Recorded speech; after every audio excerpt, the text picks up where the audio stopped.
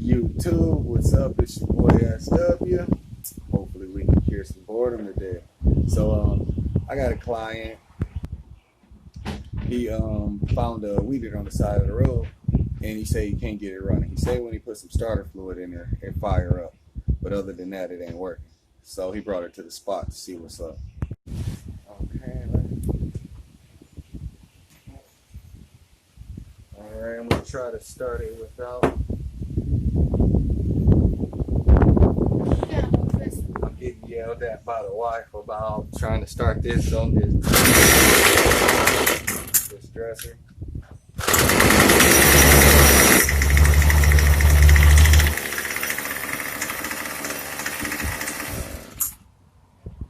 All right, well, from the sound of it, it sounds like it just needs to get tuned.